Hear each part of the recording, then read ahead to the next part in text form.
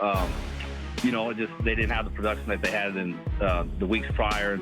Defensively, they give you fits, right? They do a lot of different personnel groups, but a lot of the similar structures, but just enough different that you got to spend a lot of time on pass protections and those things. So, again, we got to find a way to run the ball on them. When we beat them, we've had good success running the football. There's been a lot of quarterback injuries in this league, Ryan. I mean, you played the position yourself. What do you make of it?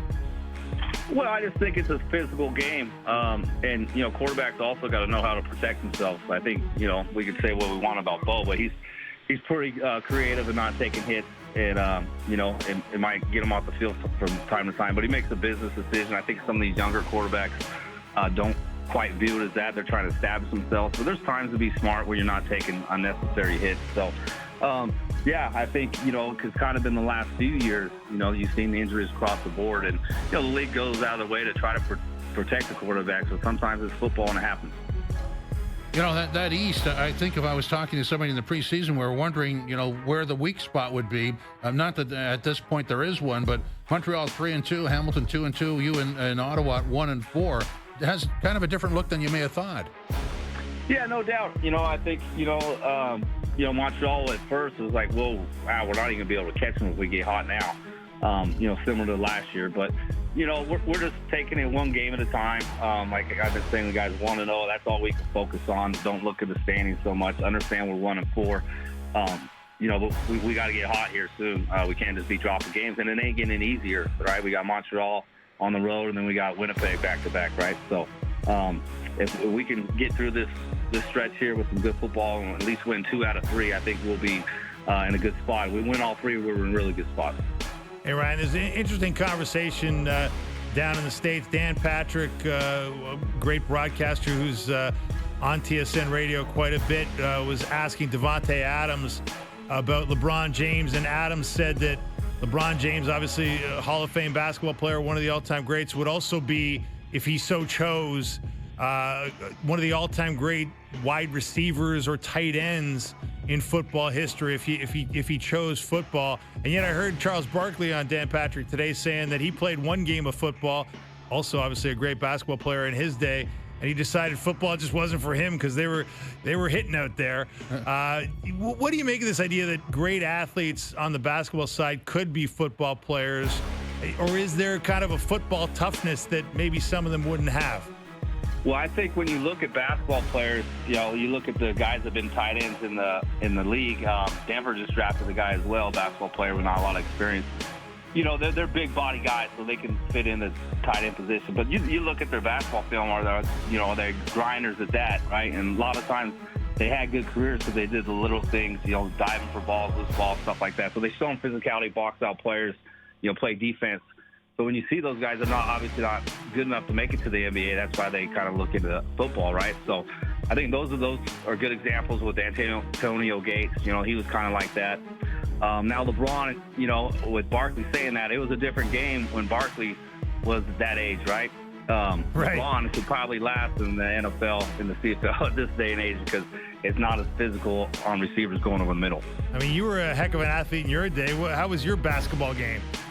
You know what? I could play point guard. I can distribute it. I was great at passing, like the full court passes and all that. But I was not very good at creating, and I couldn't jump shoot. I had to be, sitting and get my feet stationary, and I can make threes. But about junior high, I was like, let's stick to football and baseball. Hey, one key piece to your team, Wynton McManus. He's been out since, week 2. What have you seen from him, and what's the expectation for his return? Yeah, he's been itching to get back at it. We got on the field today, did individual. He felt good, feels confident he's going to be able to play this week. And then we'll limit him, throughout the week. And then the third practice, right, we got to go full go and see where he's at. So right now I'm feeling pretty good about him playing. And obviously there's been a lot of talk about his impact not being there. What can he bring you, and what changes when he's back at full strength? Well, just his leadership. I think he uplifts guys around him. They feel better when he's out there. We should still win when he's not out there. He's been a great leader on the sidelines and doing those things. But, it's just something about him. He's got an aura. Everybody feeds off of it. So, obviously, smart player, physical player, and then he always finds a way to make that play. Ball finds him, and we've been missing that. And another positive, Andrew Chatfield Jr., he's been turning heads too, hasn't he? He's a good player. We thought so going in. He proved that. So, we got to find ways to move him around as well. Not always line him outside on certain down and distances. Give him an opportunity maybe on the guard instead of going against the tackle. We're going to look at all those things this week, find ways to get better. Ryan, thanks for your time. All the best. All right. Thanks, guys. Appreciate it. Our pleasure. Ryan Dinwiddie, head coach of the Argos, who are off until next weekend in Montreal. Yeah, big moment for the Argos. I mean, 1-4 is one thing, but you don't want it to slide the wrong way much further, right? Well, and then you got back-to-back with Winnipeg. Yeah. Exactly. Well, a win in Montreal would be huge. Yeah, and they're vulnerable. They've lost 2 in a row, so maybe they can get them in a weak spot here. And with Chad Kelly, back looking healthier, if not quite healthy yet, maybe things will be pointing in the right direction for the Boatmen. Well, I mean, they've found a way to get by without him before, but I think it's time he comes back. Probably, yeah.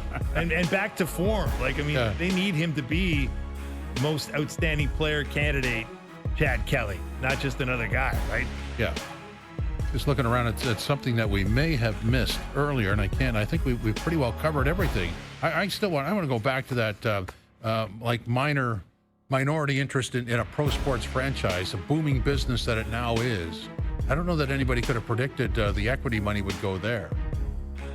Yeah, it's crazy, man. You hear a lot of buzz about that, right? And the idea that private equity is kind of infiltrating pro sports because the valuations are just so high.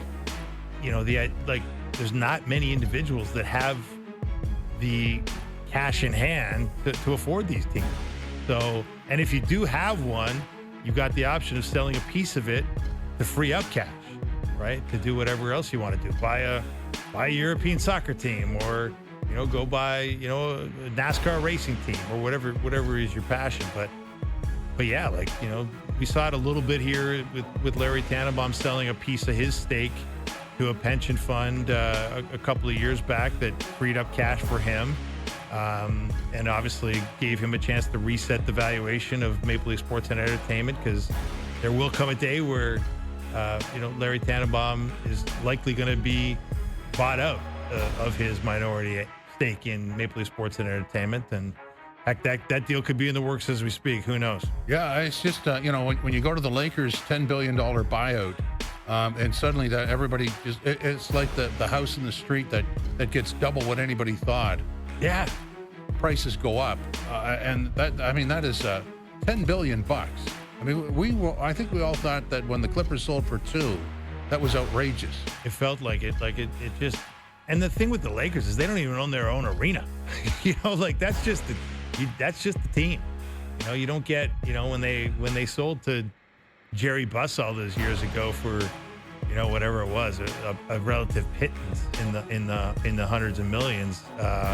That came with the Lakers, the LA Kings, and the fabulous Forum. Yeah, which isn't so fabulous, by the way. Well, I think they renovated it. I think they still have concerts there. I remember doing a Leafs-Kings game there, and I walked in and went, "Wow, the outside's fabulous." It was like a movie set, right? You get inside and you go, "Where's the rest of it?" Right.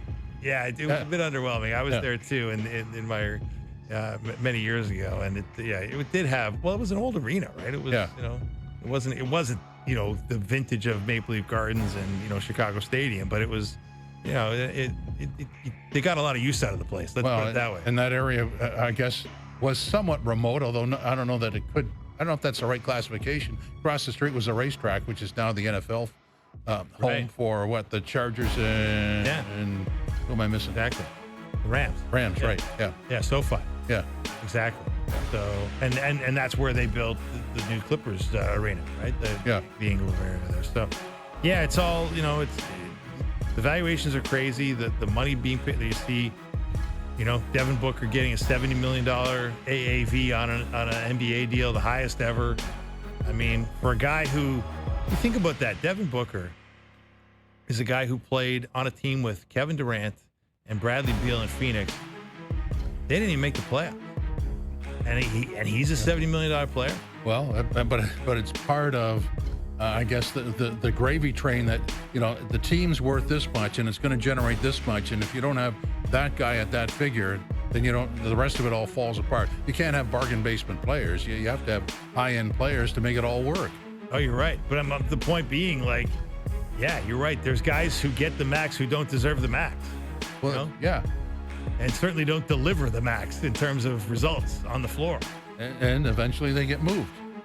Yeah, exactly. Although good luck moving that contract. I don't know. I guess everything's movable, but $70 million AAV might be tricky. Well, this year. Yes. Yes. Times change. You're right. 2 years down the road, not so tricky because it won't be it was the highest, SGA had the highest one for a week. And then Booker took over by $1 million per year. Exactly. Yeah, it won't be long until, I think the Cooper Flags and the Victor Wembanyama's of the world, the guys who are just emerging as future stars, they'll be the triple-digit AAV guys, right? Yeah. We'll continue on with more money. Best bets. That's next. As Overdrive concludes on Mail It In Friday, live on YouTube, TSN 1050, TSN 2.